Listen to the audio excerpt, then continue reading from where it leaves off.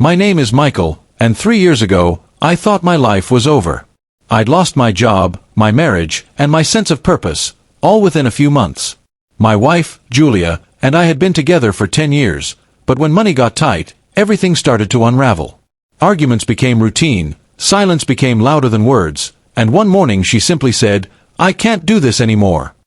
The house, the car, even the dog, all hers. I left with a suitcase and a few $100s.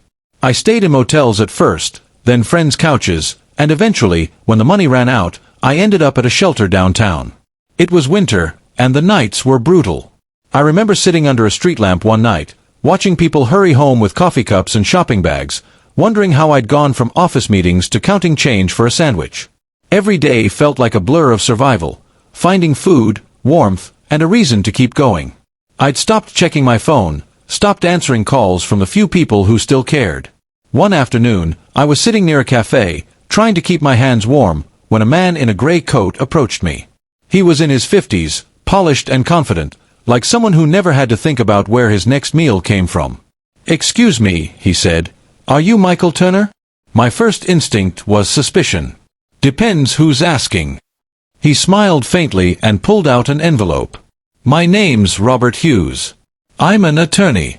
I've been trying to contact you for months." I laughed, thinking it was some mistake. "You've got the wrong guy." But he shook his head. "No. I represent the estate of Henry Whitman." The name meant nothing to me. "Who?" He looked genuinely surprised. "He was your mother's cousin. He passed away earlier this year." I frowned. My mom had mentioned a distant relative named Henry once or twice when I was a kid, some reclusive man who'd made a fortune in property but never married or had kids. "Okay," I said slowly, "and what does that have to do with me?" Robert's expression softened. "He left everything to you." I actually laughed out loud. "Yeah, sure. And I suppose he left me a castle, too." Robert didn't smile this time. "Mr. Turner," he said, pulling out a folded document. "It's real. You've inherited $47 million. My mind went blank. I thought it was a cruel joke. Then he handed me the paperwork, official seals and all, and something in his voice told me he wasn't lying. "You'll need to come by the office to finalize everything," he said. "I can arrange transportation and accommodations." I just sat there, stunned, the cold wind biting at my face while the world around me blurred. It felt like waking from a long nightmare and realizing you're not sure which life is real, the broken one or the impossible one. That night, I slept in a hotel room for the first time in months. The warmth of the bed felt unreal. I couldn't stop thinking about Julia, how she'd left saying I'd never get back on my feet. And now this. It didn't feel like victory. It felt like disbelief. Over the next few weeks, I met with Robert and saw the documents for myself. Henry Whitman had left a letter, handwritten and sealed. It said, "I know we've never met, but I once promised your mother I'd take care of you if life ever turned cruel. Don't let money become your master. Use it to build, not to prove." Those words stuck with me more than the number in my bank account. I didn't rush to buy cars or houses. I spent the first few months rebuilding the basics, getting an apartment, decent clothes, and a small office space.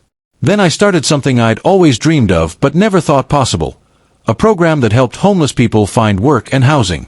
The irony wasn't lost on me, a man who'd once slept on benches now signing checks to help others off the street.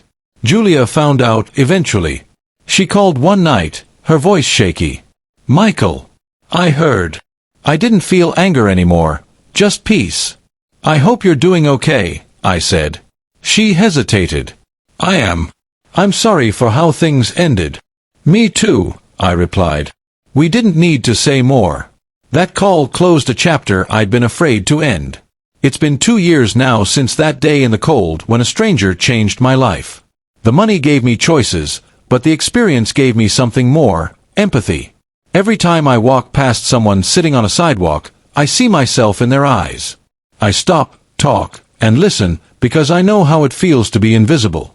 People ask me if I feel lucky. I tell them luck didn't save me, compassion did. A man I never met believed I deserved another chance, and I'll spend the rest of my life trying to do the same for others. The mansion I inherited still stands empty, I've never moved in. I don't need it. My real inheritance wasn't the millions. It was the reminder that no one is too lost to find their way home again.